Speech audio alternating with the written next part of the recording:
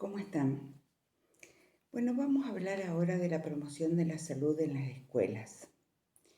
Este texto es un texto que ustedes van a trabajar en el aula, van a leerlo, analizarlo, van a resolver actividades en el foro y también es uno de los textos que se van a utilizar para la elaboración del trabajo final.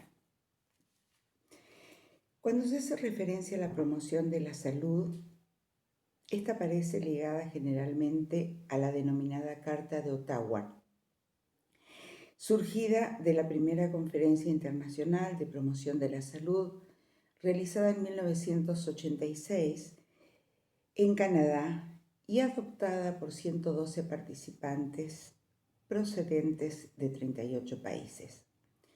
La promoción de la salud forma parte de una nueva concepción de la salud pública. Plantea la necesidad de ir más allá del modelo biomédico y considera las influencias sociales y ambientales sobre la salud y la conducta vinculada con ella.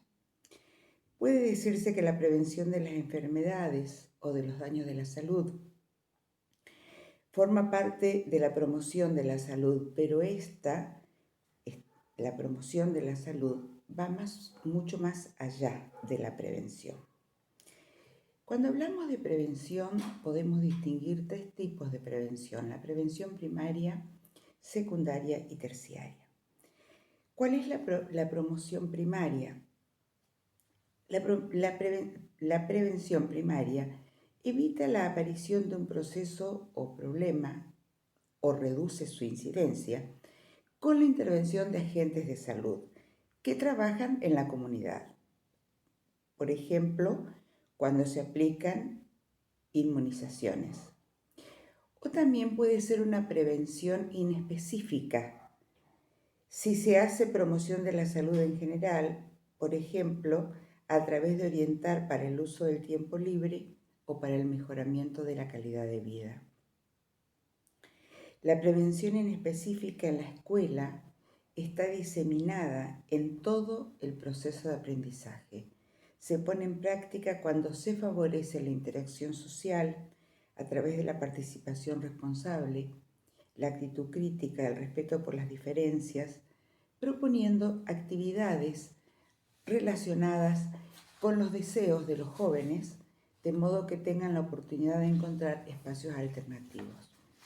Ustedes sabrán, porque lo compartí en el foro de presentación, que yo fui 18 años directora titular de una escuela de nivel secundario en un barrio, podríamos decir marginal, con jóvenes que tenían atravesaban diversas situaciones complejas, algunos con problemas familiares, otros con problemas de consumo problemático de droga, y en un barrio muy estigmatizado, por lo cual nosotros trabajamos durante muchos años con este tipo de prevención inespecífica. Es decir, lo que se hacía era proponer, los docentes se encargaban de proponer a diferentes grupos de alumnos actividades a realizar o proyectos para llevar a cabo. Esos proyectos estaban basados sobre todo en el trabajo comunitario en distintas instituciones de nuestra ciudad, también en instituciones del ámbito rural, como eran, por ejemplo, escuelas primarias, secundarias, jardines de infante.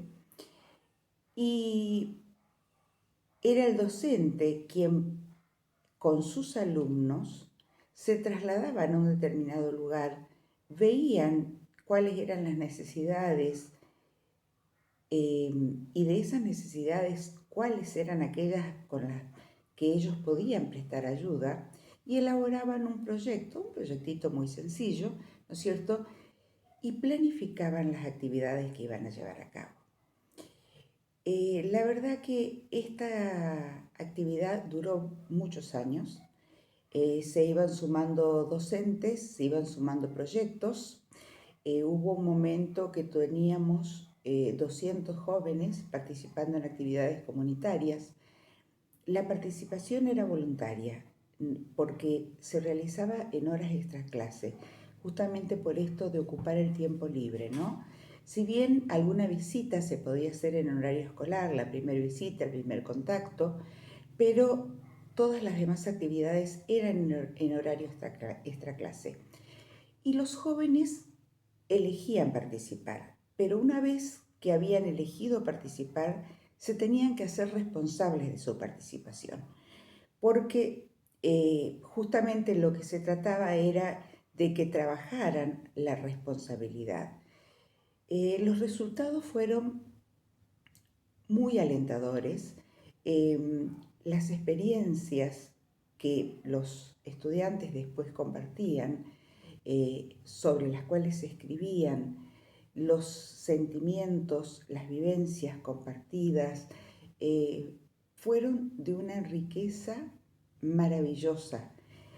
Y yo ya hace varios años que me jubilé en ese cargo, todavía encuentro exalumnos ya adultos que me dicen: señora, yo sigo yendo a tal lugar, ya sea el hogar de ancianos, ya sea el hogar de chicos San Roque. Yo sigo visitando y sigo compartiendo, cada tanto voy a dedicar mi tiempo. O sea, son experiencias que transmiten una vivencia y el sentimiento que uno puede vivenciar al ayudar al otro. Es tan impactante, es tan maravilloso, que es algo que los chicos no se olvidan. Hubo muchísimas tareas, por ejemplo, una que se realizaba en el hogar de Niños San Roque, que es un hogar que da almuerzo, merienda, también desayuno a niños que lo necesitan, por lo cual se organizaban comisiones que debían ir a ayudar en los horarios que podían, porque siempre se trataba de que estas actividades no se interpongan con las actividades escolares. Entonces cada uno se anotaba en el horario que no le chocaba con la hora de educación física, o por supuesto tampoco con horarios de clase, y eran grupos de 4 o 5 alumnos, pero a tal punto que cuando los alumnos no podían asistir, ellos mismos buscaban su reemplazo para que no faltara alguien para prestar ayuda en ese horario. Así se trabajó con el hogar de ancianos, se trabajó en el zoológico de Saspeña, en el vivero de Saspeña, en jardines de infantes. Intervinieron también los padres que ayudaban, que acompañaban, que ponían vehículos cuando había que trasladarse a escuelas rurales para compartir una jornada con los niños. La verdad que fue una experiencia con resultados muy, muy lindos.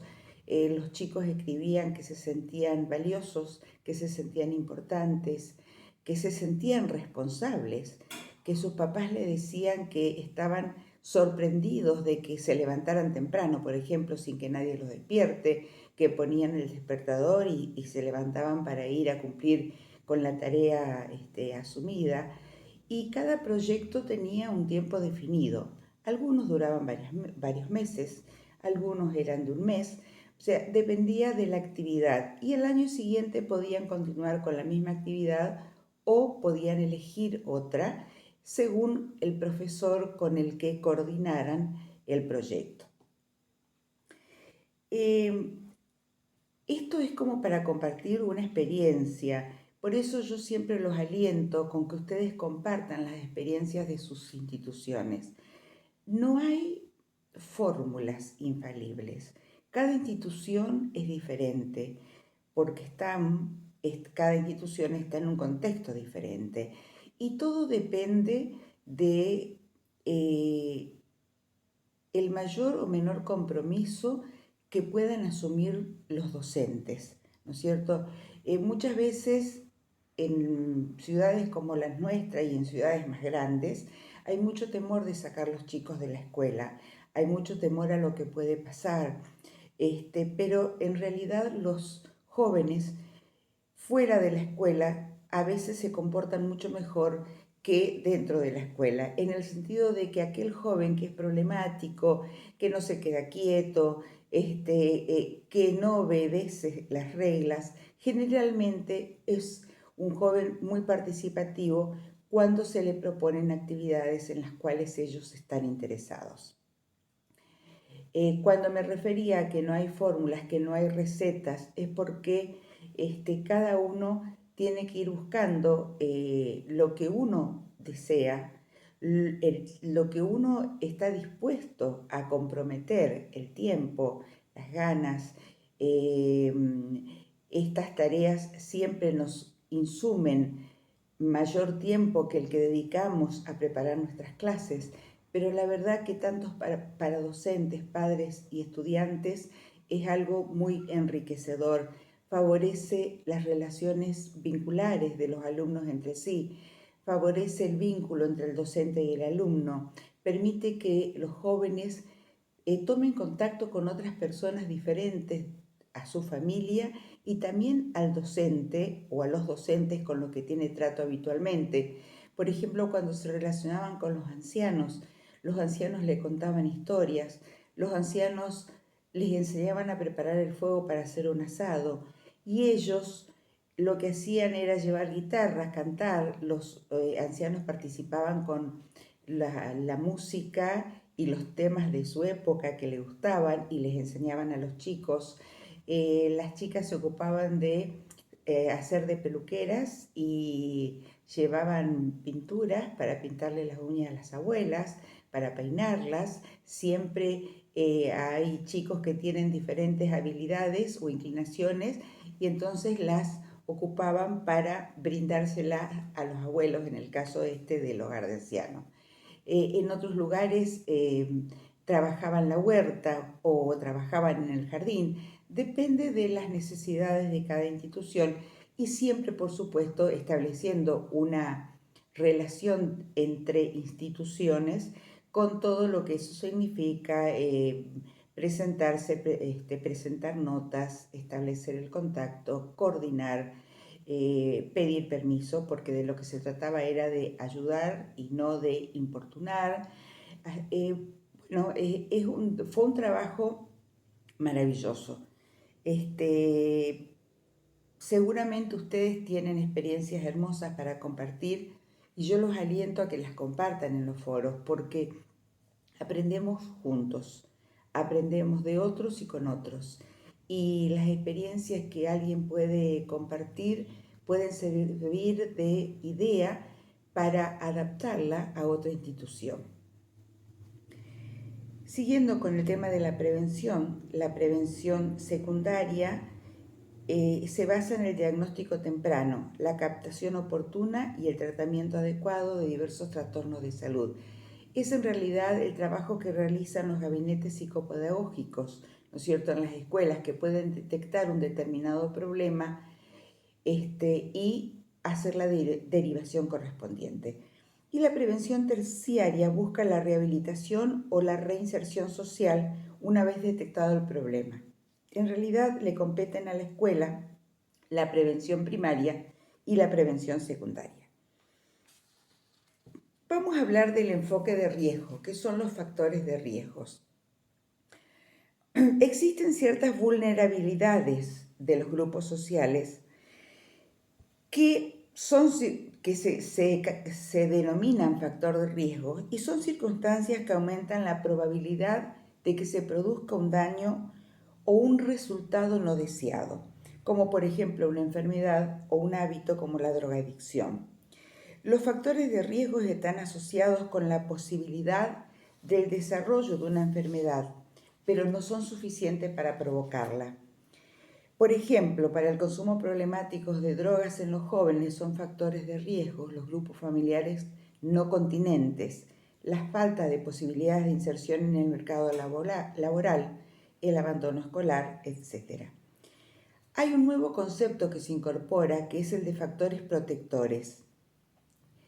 El de factores protectores son aquellos factores que facilitan o mantienen la salud y se pueden encontrar en las personas mismas, en las características de sus microambientes como la familia, la escuela o las instituciones más amplias de la comunidad, educación, trabajo, vivienda, el barrio, la comunidad.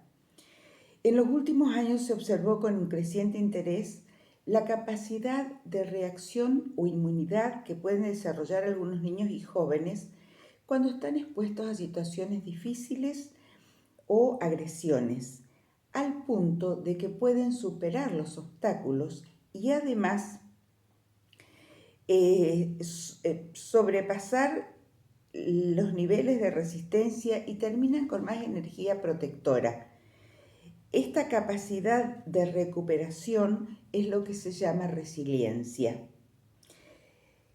El concepto es inverso al de riesgo o complementario de él, y en lugar de poner el énfasis en los factores negativos que permiten predecir quién va a sufrir el daño, se trata de ver aquellos factores positivos que a veces, sorprendentemente y contra lo esperado, protegen a un niño o a un joven. El interés en descubrir los factores resilientes va unido a una jerarquización de las acciones de promoción de la salud y a la búsqueda de intervenciones o actividades que en lugar de evitar daños específicos tiendan a mejorar la vida de los seres humanos. Existen tradicionalmente 3 modalidades para vehiculizar las intervenciones preventivas. ¿Cuáles serían esas modalidades? Los medios de comunicación de masas, especialmente la televisión, que son más adecuados para transmitir mensajes informativos simples. Los pequeños medios, como serían los afiches, los volantes, los flyers, podríamos decir ahora, los videos, los contactos cara a cara, especialmente a través del trabajo grupal, que son más adecuados para desarrollar habilidades específicas. Se ha dicho reiteradamente que las intervenciones preventivas no deben difundir solo información, sino también poner el énfasis en la difusión del saber hacer para prevenir. La modificación de la conducta no se logra a través de comunicaciones persuasivas, sino que se requiere la participación de los sujetos en el proceso de cambio. Solamente la interacción social es capaz de vencer la resistencia comportamental a través del cuestionamiento y la transformación de normas vigentes. Bien, vamos ahora a hablar de la breve historia de la promoción de la salud en la República Argentina. Podemos rastrear en la Argentina el modelo que se basa en la promoción de la salud a partir de las políticas de salud del año 1940, la década del 40 y del 50, comienzo del 50, como las primeras políticas de salud, al menos en los discursos, ¿no es cierto?, centradas en la condición de ciudadanía. En Argentina, de la mano de Ramón Carrillo como ministro de Salud, fue la primera vez que se logró articular las políticas de salud con otras políticas sociales. Esta política integral recibió el nombre de Medicina Social Preventiva. El Plan Sanitario de Ramón Carrillo en 1951 proponía una serie de acciones que estaban articuladas entre los agentes estatales y las organizaciones de la sociedad civil tendientes a la ampliación de lo que se denomina la conciencia sanitaria popular, que buscaba propiciar un cambio de hábitos, centrándose en los aspectos positivos del concepto de salud y no en los negativos de la enfermedad. Sin embargo, las acciones impulsadas por el citado documento estaban dirigidas al fortalecimiento de las instituciones estatales, partiendo de una definición de la categoría de salud que, aunque ampliada, se encontraba fuertemente cerrada y científicamente legitimada por el saber biomédico. Por otro lado, desde el campo educativo, el educador brasileño Paulo Freire publica en la década de 1970 su libro Pedagogía del oprimido.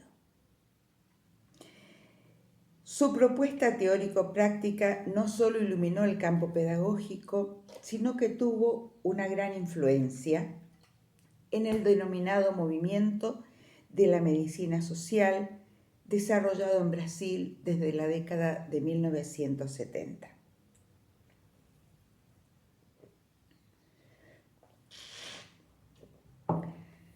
Estos nuevos paradigmas rápidamente filtraron en el modelo de salud pública tradicional argentino y dieron nacimiento a un nuevo modelo denominado salud colectiva.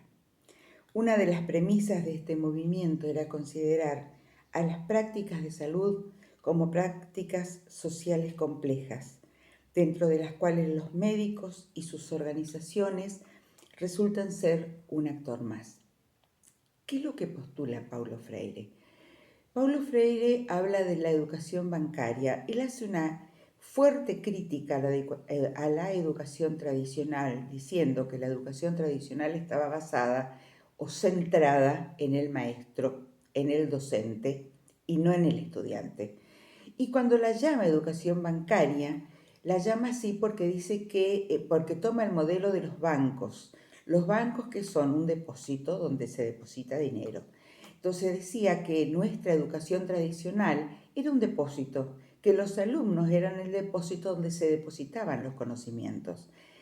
Y él propone una pedagogía dialógica, democrática, basada en el diálogo, en la construcción conjunta del conocimiento, dándole participación al estudiante de su propio proceso en su propio proceso de aprendizaje.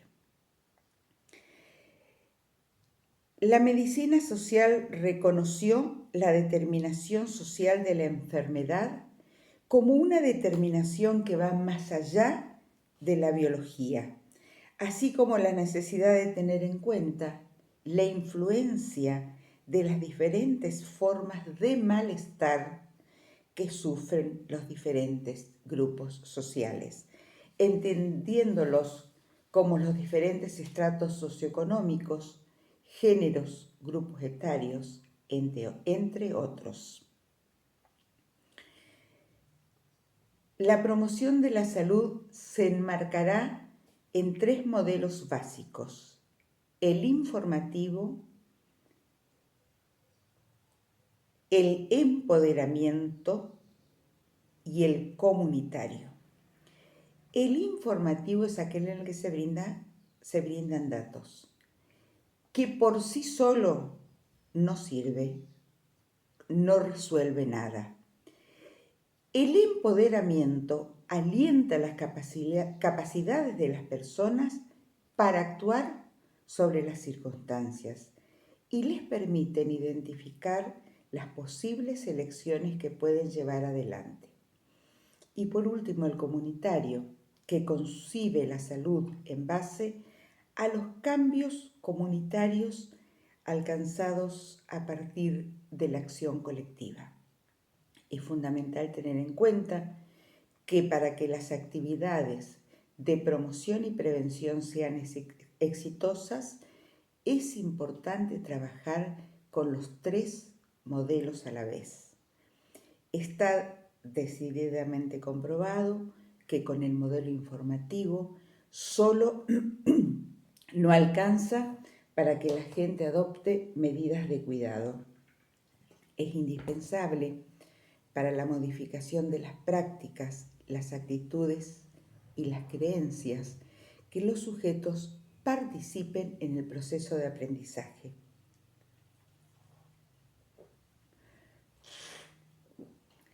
Trabajar con este modelo implica también suprimir la modalidad con la que se trabaja en la educación formal de bajar línea y ofrece modelos explícitos para reemplazarla por otra en la que el proceso de aprendizaje se transforma en una construcción conjunta, que es muy importante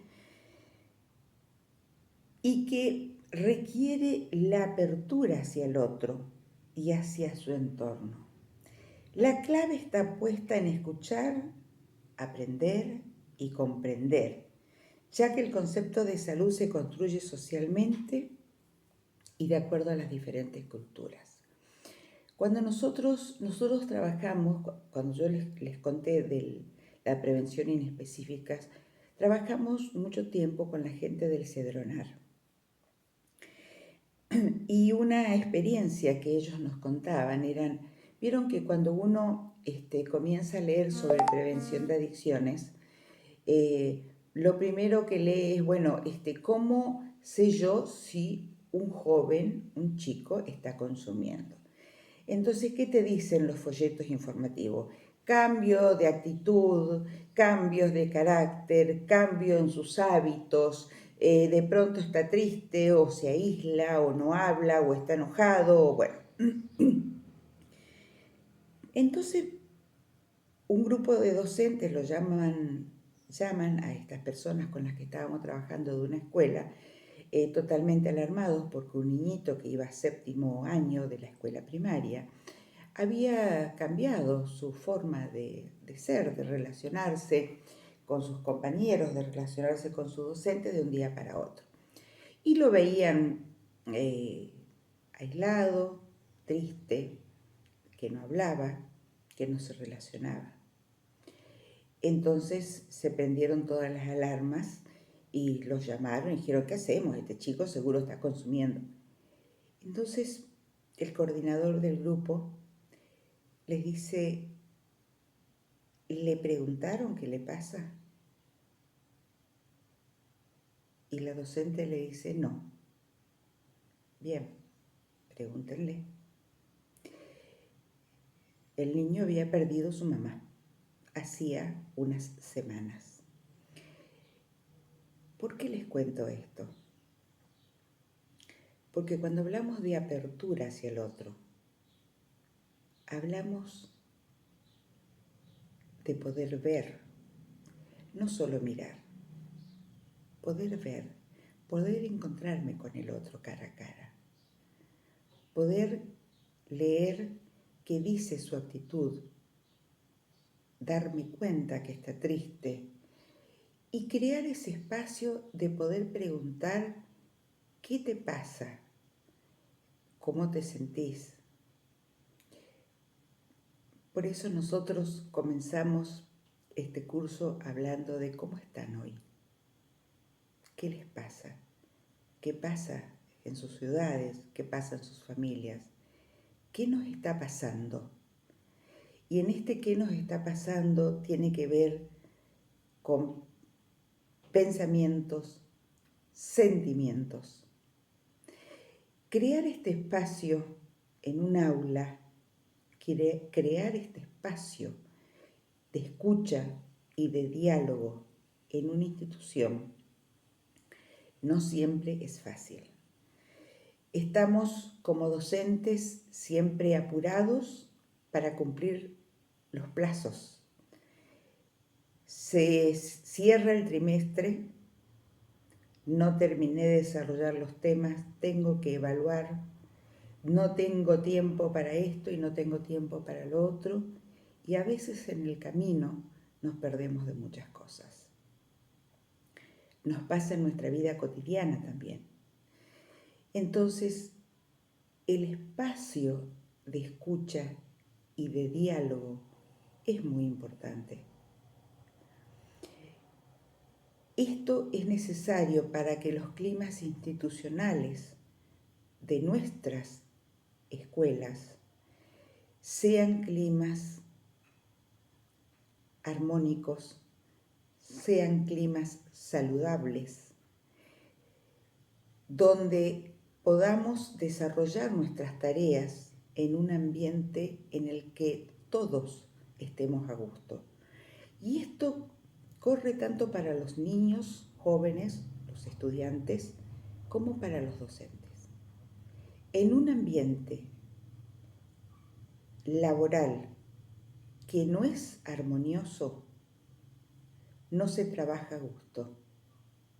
En un ambiente laboral inarmónico, las personas terminan enfermándose.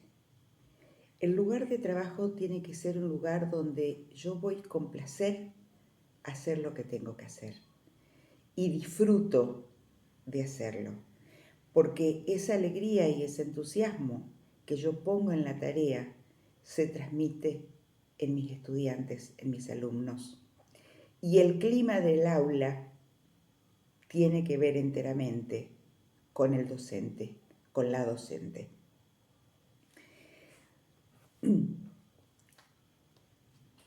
Entonces vuelvo a leer la última oración.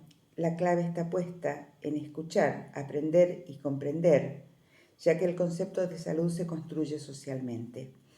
Según el antropólogo argentino Eduardo Menéndez, no resulta pertinente entender a la salud como un concepto acabado. La misma debe ser considerada como un proceso colectivo de enfermedad, salud, enfermedad, atención.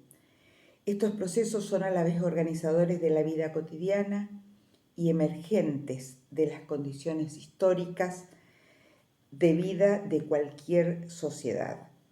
Todo esto debe pensarse dentro de un escenario conflictivo y de disputas entre los distintos actores sociales, en donde se ponen de manifiesto las diferentes relaciones de poder y se interrelacionan de manera compleja aspectos económicos, sociales, políticos y culturales.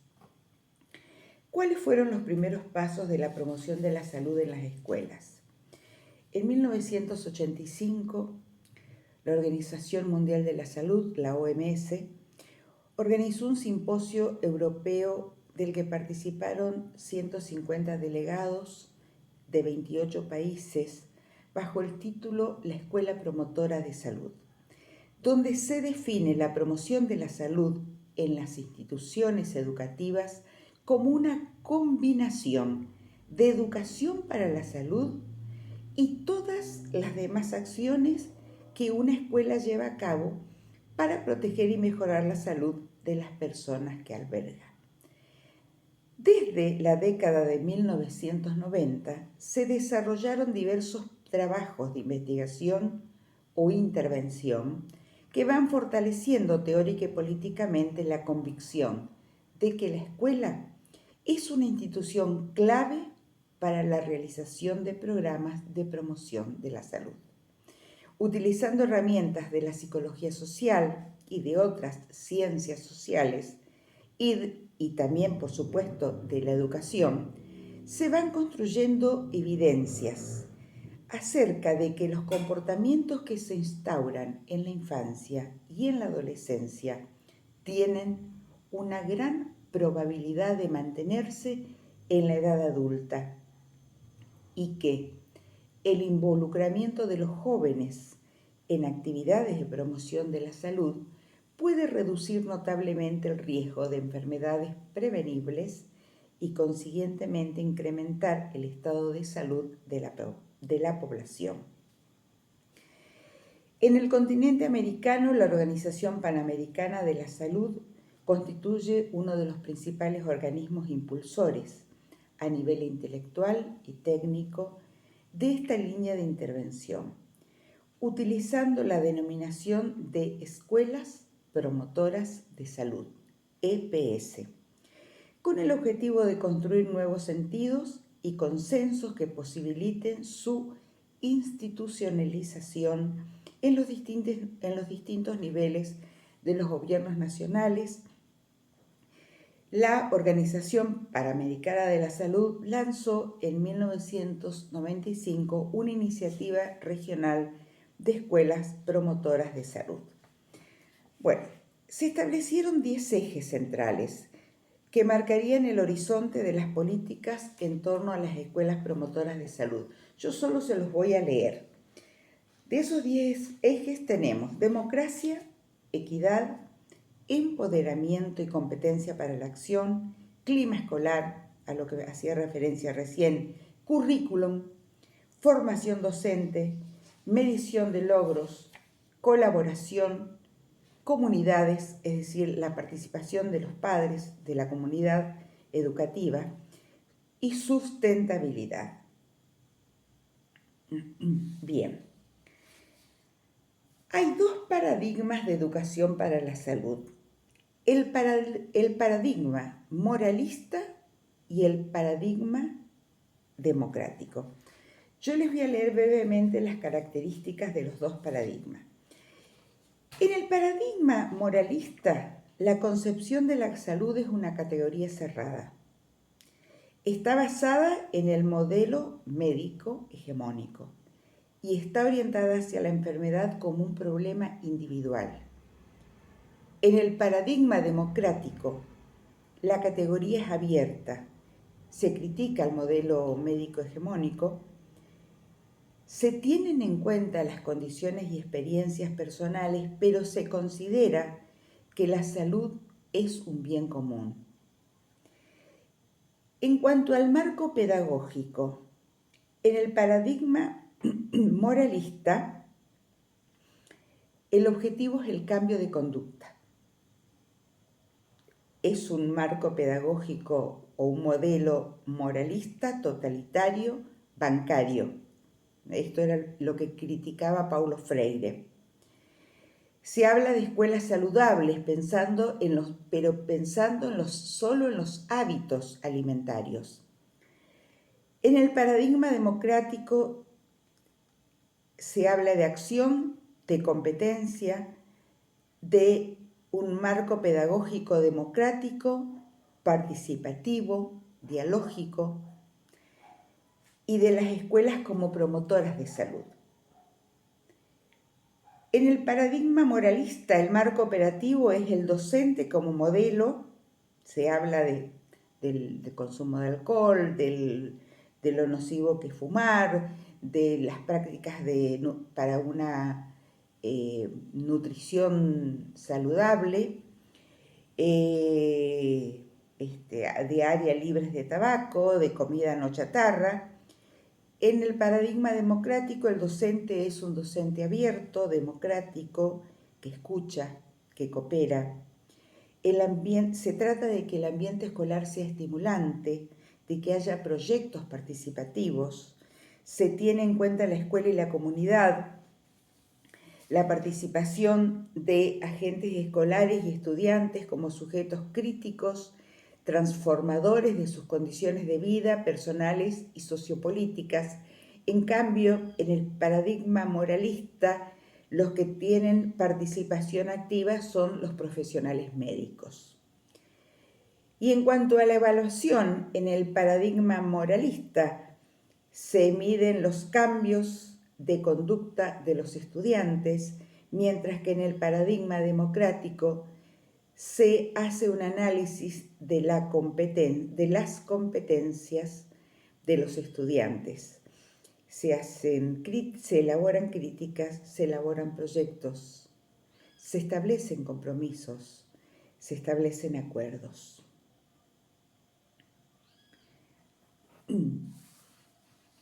Muy bien. Lo más importante es que nos replanteemos, nos reformulemos el supuesto de salud.